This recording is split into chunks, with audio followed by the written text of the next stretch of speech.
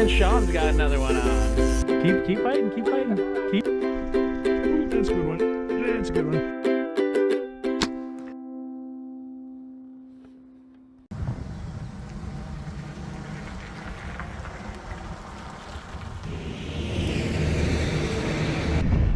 Hey guys, Tom here in Cadillac, Michigan, the town of my birth, and I am here to see if I can't get my crossbow ready for the season. And if you guys have been following our deer hunting season, we have seen some amazing bucks on trail cam. We're gonna have an amazing public land season, and I am here today at FPS Archery, and we are going to get the crossbow ready. And see, you know, I'm a novice when it comes to crossbows, and so it's always good to go to a professional who knows what they're doing. So we're gonna get our bow checked out, make sure everything's kosher, make sure things are working, make sure it's tuned in and ready for the season. So let's go inside.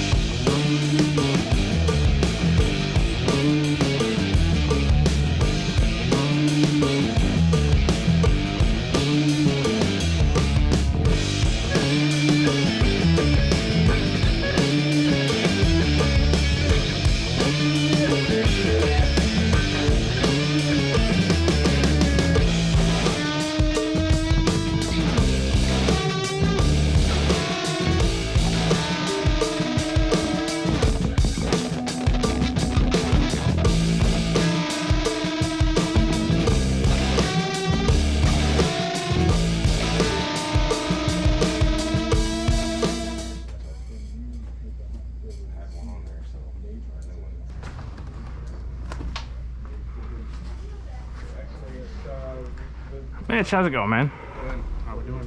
Good seeing you. Oh, so I told you I'd be bringing this in, and you can tell me, because it hasn't been looked at in a while, the condition it's in.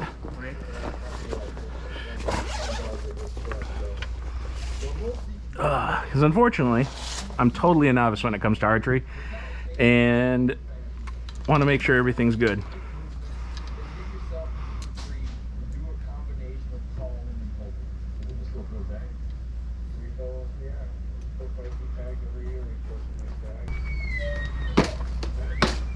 Strings and cables are original. I think so. Yeah, so I bought it second party, so yeah. I think they may have gotten it from FPS, but I think you guys just you bought this recently, right? Yeah, August of 2019. Okay, right on. Yeah, I would just say strings and cables more than likely. Strings and cables, even if a bow isn't shot a lot, the strings and cables can still stretch and wear out and dry out over time. So those need to be replaced, or? Yeah, generally every 2 to 3 years you're going to want to replace strings and cables. You can see just based off the timing of the cams, which is the rotation of the cams, whether that the cables have stretched out at all, because as the cables stretch out, the cams will start to rotate in a different direction. So I would say brand new set of strings and cables, and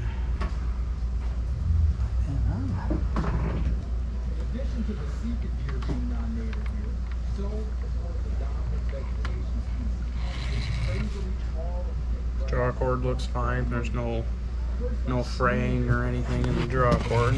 Power spring still works. The power spring is the coiled spring on the inside that allows this to retract on its own.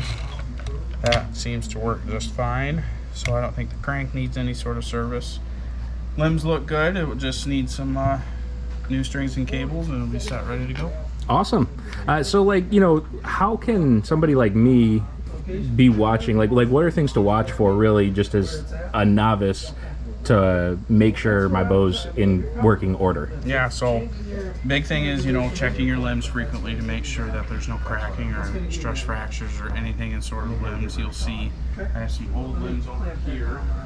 Just so it doesn't go flying off on you. And then I can push that peak.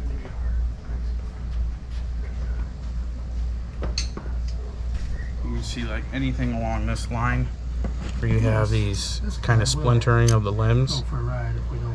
Just be wary of stuff like that, you know, check it frequently just to make sure your limbs are in good order. That way the the bow doesn't just let go on you when you're in the middle of a hunt or in a tree stand. Yeah, that would be miserable. That's going to be the biggest nightmare. That would not be fun.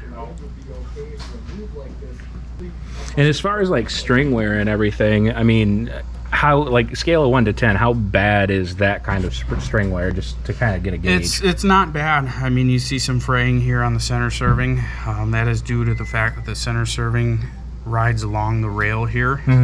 You want to make sure that you're using some sort of oil-based or wax-based rail lube. Okay. Usually every 10 to 12 shots. Gotcha. It's going to reduce friction between the rail, and you can see kind of the wear here. It tells you that it's been shot dry, but you want to... I'm not going to lie, it has. Yeah. Lubing that rail every 10 to 12 shots is going to help keep this center serving from fraying up. It's going to keep it from getting to look bad there. And then at some points, or sometimes when guys shoot them a lot without lubing the rail, they'll actually see the center serving here cut, and then it's going to start to unravel. Oh, wow. And you don't want to shoot this guy without the center serving there. If you had just bare string right there, the rail would just cut through it, or the knock would cut through it, or the trigger box, when it's cocked back, would just damage the string very quickly. And that's the last thing you want to have happen when you got a big buck looking at you. Yeah. And then another thing would just be being mindful of cam timing. You know, that can also be a big factor indicating the cam rotation. They have these little dots on the side, the sync dots, that kind of give you a rough idea of where timing is.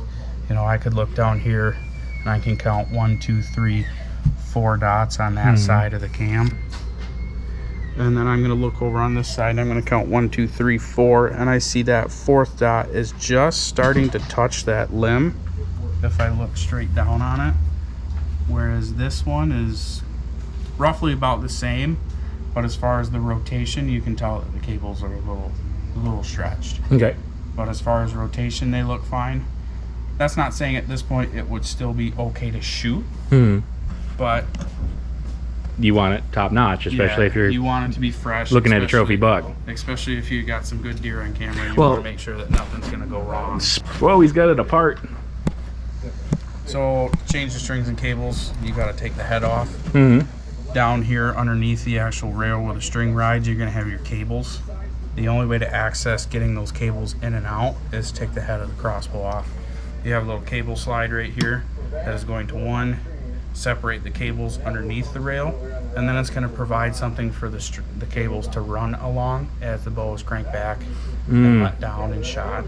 Or else if you just throw your general cables through here, underneath there is just going to cut through the cables pretty quick. Gotcha. So they use this to give the cables something a little less friction, so that when the bow is cocked back and the cables are rubbing along in there, it's going to keep them from getting worn. Wow, crossbows are incredible with the amount of technology they have put into them. Yeah. Like, we talk about expense a lot, especially as somebody, you know, like me. I'm not by any means wealthy or anything like that, and so we look at these things and we're like, wow, those things cost a lot of money, but they put a lot into them. Yeah, so now I would just throw it in the crossbow press over here, press the limbs a little bit. It's fun when I turn 21. Put slack on the strings and cables. Cool. Allow me to take the cables off, and I've got tighten extreme. So we're gonna get the old crossbow back to full working order. I've got fresh strings and cables.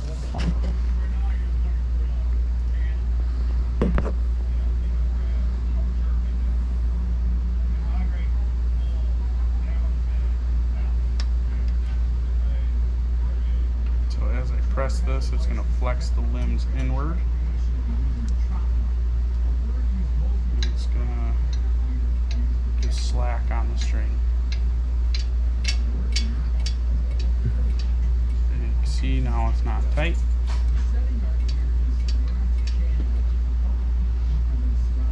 Well, pull the string off. These are your yokes. Okay. In your cable. They attach to the outside of each limb. I can twist these up in different amounts to kind of influence the angle of the limbs, and Really? whether one pulls on the limb more or the other. It's a way of just straightening out the cam so that the cam's not tilted when it's drawn, or the, you know, what's reducing cam lean. So these, you can see how this top one has roughly about a half a twist in it, and then this bottom one has a lot of twist in it. That's due to when these are attached, the strings and cables are pushed downward like this underneath the rail where that slide goes, and when doing that, this bottom yoke, you can see there's tension on the top one, this bottom one goes slack. So you have to twist this one up quite a bit, and technically when you twist it, you're adding twist, you're shortening that portion of the cable. So adding twist to a string or a cable, you're going to shorten it. When you remove twist, you're actually going to elongate it. So it's how you influence timing and cam lean. Wow. And these are all things that I have zero idea about. I'm really, what this video is doing is just showing me how much I really don't know of the tool I'm using, which is not a good thing, so I'm glad to get the education.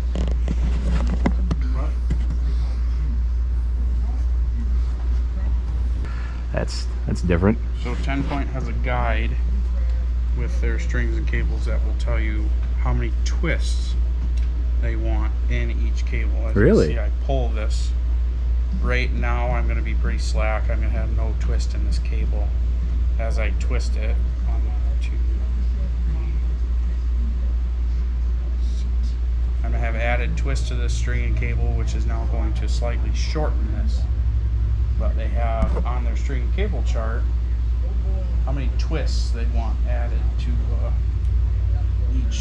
each one of their strings and cables. So now I've twisted that cable. I'm going to twist the other cable the exact same amount so that the cams aren't rotated in different directions. Now I need to twist my yokes. Our starting point that we do when we twist our yokes is we usually do about a full twist on the top. So we would do 1 full twist there, and then I'm going to start with about 4 on the bottom of the yoke. 1, 2, 3, 4.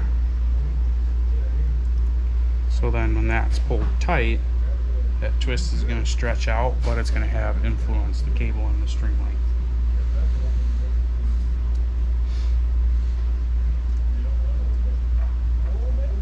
So I'm going to start from 0 and make sure I twist the same amount.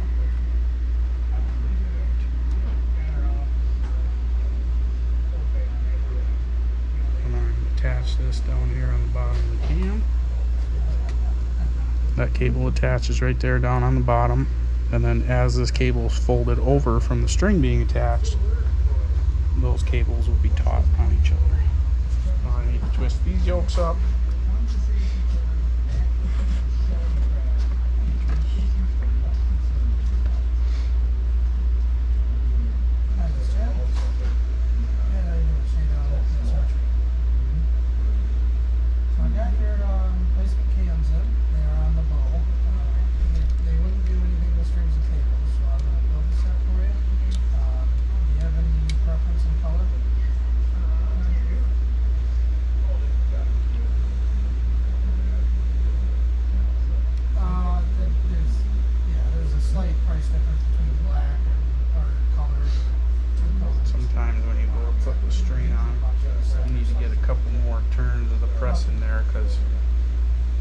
Got all these kinks and bends in it from being in the box, and it's not really stretched out at all yet.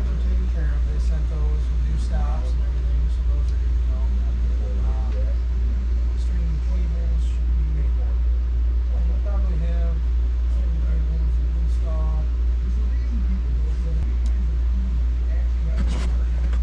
Now how much will changing the cable affect the basic, how well the crossbow is sighted in? Like, I'm assuming quite a bit, but yeah, when you influence timing or you influence the cam synchronization, it can change the point of impact.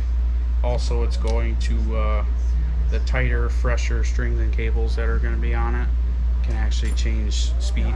Wow. As strings begin to stretch out, the bow will slow down. So this is going to help with It's going to change a little bit, but it's going to help with accuracy. Okay, now I'm just going to pull a little bit on the string. So I want to get it to wrap all the way around and actually seat in these valleys. I don't want to go to start. I don't want to go to start loosening the press and have something not be in place. Yeah. And it all pops. That would be not good. So what I'm going to do is just make sure I check everything. Sounds good. We'll get these built Strings up for are you, all and then, on. I'll give you another call when it's all set. String is rotated in the track. You bet. Cable's mounted there. Cable's mounted there. String is in the track. Yokes are on. I'm going to slowly bring it out, and you'll see tension all of a sudden snap back in.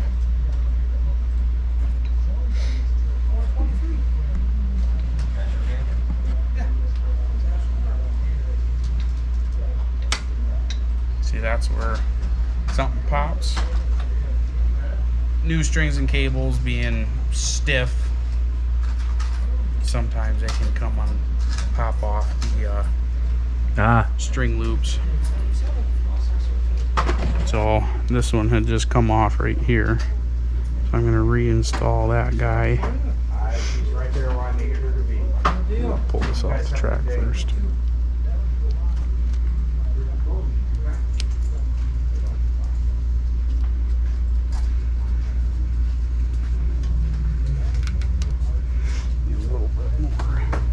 That's where you always make sure that you release the press slowly, because if you release it too fast and something like that, that could have been off, terrible. it could go in pieces in front of your face.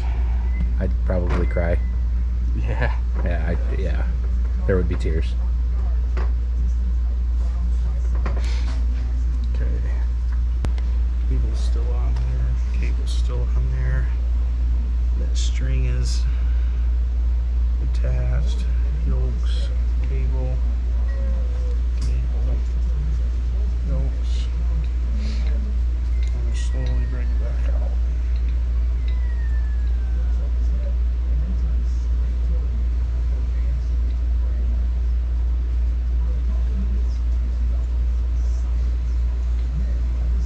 Okay, so now I have a good amount of tension on everything.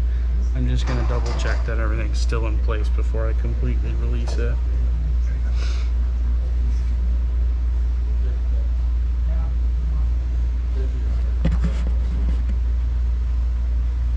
Okay.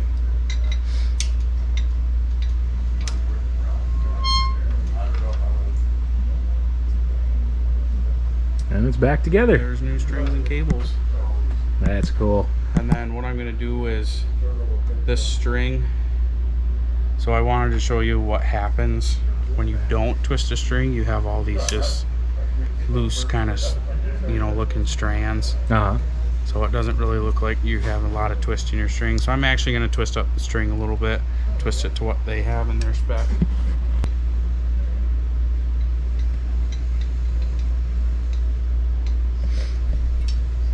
Have you ever had a limb fail while you're doing this? I've had a customer that brought in a crossbow limb that was already cracked, and in the process of trying to pull the strings and cables on, or pull the strings and cables off so that I could access the limbs and be able to change them out, started just slightly pressing it and the one limb gave out. It's not uncommon, but it's still quite rare. So right now I have no twist in the string. 2, 3, 4. Recommended amount.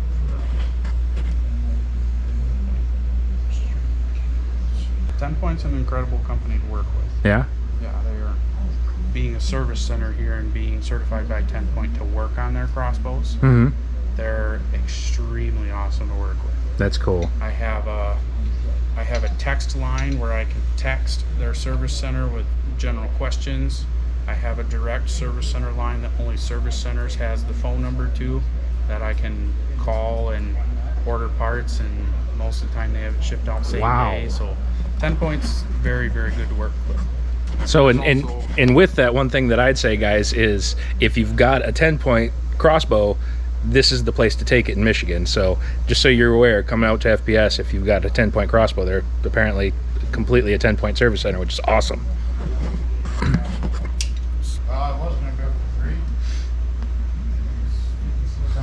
So that's what it should look like when it's done, nice and twisty. Yeah. Now I'm just checking the cam rotation.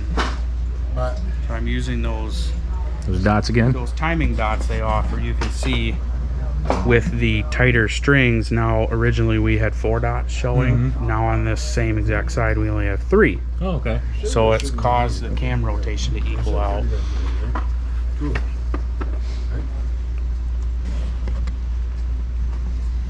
Timing is good now, so it's time for reinstallation on the bow. And while handling it, I can feel that your stirrup is a little loose. So I'm going to pull these bolts back off and the set screws, just retighten them down. Sweet. The last thing you want to happen is if you're using a pull rope style crossbow and you're sticking your foot in here, if this was to ever pull out, that whole bow is coming right back up at you.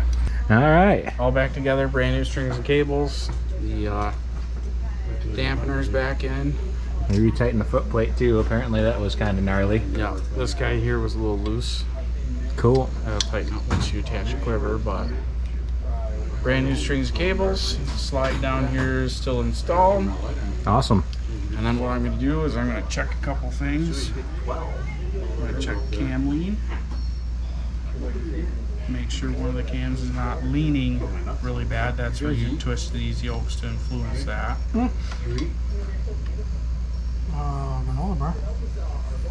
They look good. You can see if you look down it, you can see how the string has like a kind of upward bend on it. That keeps friction downward on the string to make sure that when it's shooting a crossbow bolt, it's not going to skip over the bolt. Nice. But that's where you need to make sure you rail lube that guy. So yeah, so wax pretty much it reduces friction in the strands, and then it keeps it from drying out by getting that moisture in there. Cool. And then you said every 12 shots with the rail. Every 10 to 12 shots you want to do the rail. I prefer like an oil-based rail lube instead of like a wax-based. Okay. When you start to use that wax-based and you're going to pull that string back, it can really gunk up the trigger. That makes sense. So I prefer the oil-based because it's not nearly as thick.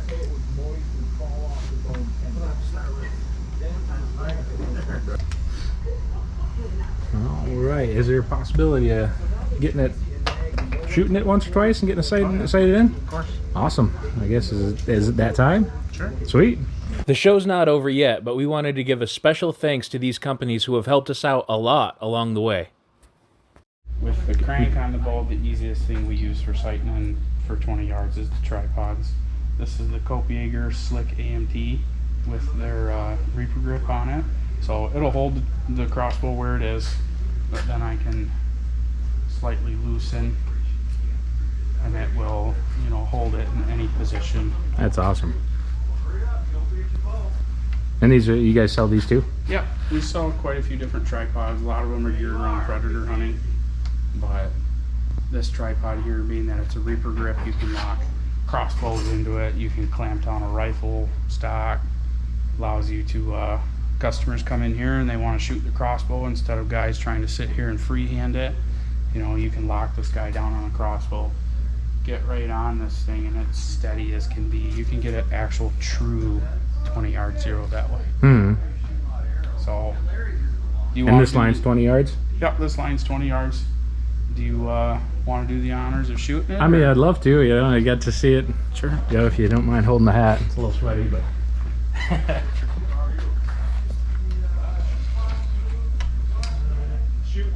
This has not been. This has not been cocked since last season. One thing I love about TenPoints is this feature. Yeah. Like this thing, and I know other crossbows have them now, right? But this thing is so stinking cool. You can let me know if I'm doing anything wrong, by the way.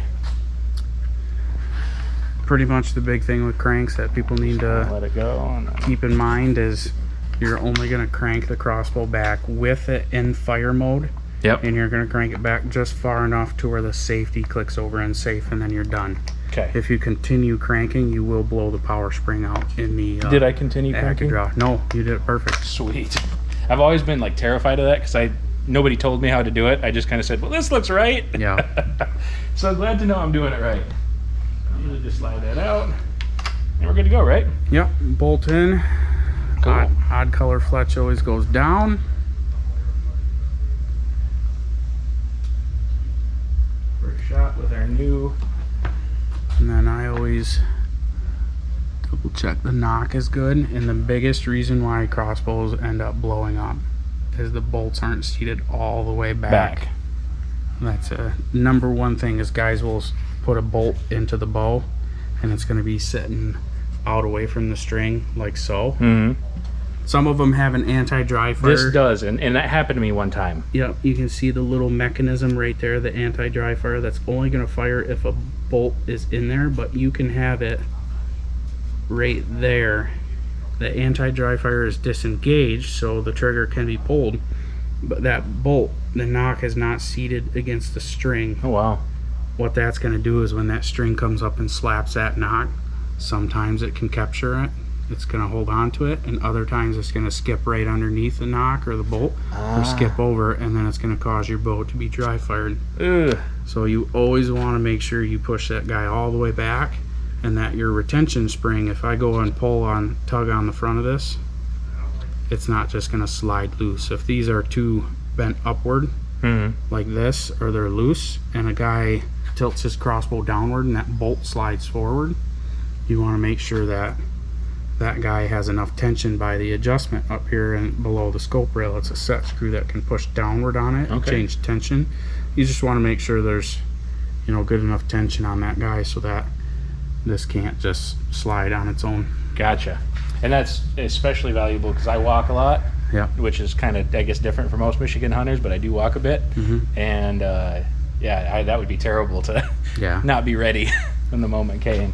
And then what I would tell you to do is there's a 5-spot target down there. Okay. You can see it up on the video camera right up there. There's a 5-spot target that's tilted. Yeah. And there's a target that's the circle just above the coyote's head. Yeah. I would aim for that one just because it's in the general vicinity of the center of the whole range bill down there. And it's going to make sure if the point of aim is... You want to be at 20, the 20-yard dot, right? Yep. So your very top one. If your point of impact has changed, you're going to make sure that... how do we get it down just a hair? You should just be able to lift up on the buttstock, and it should slightly move.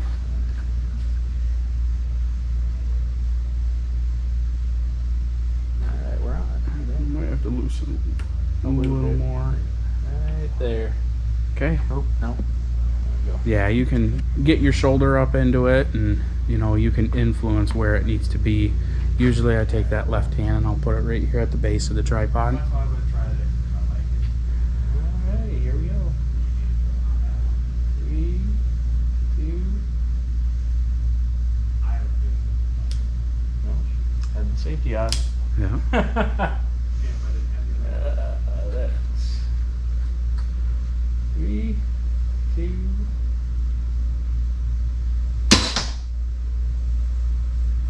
Okay.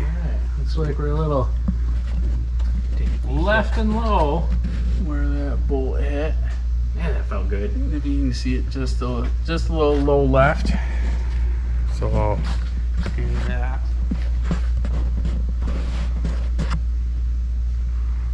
Tighten this guy back down.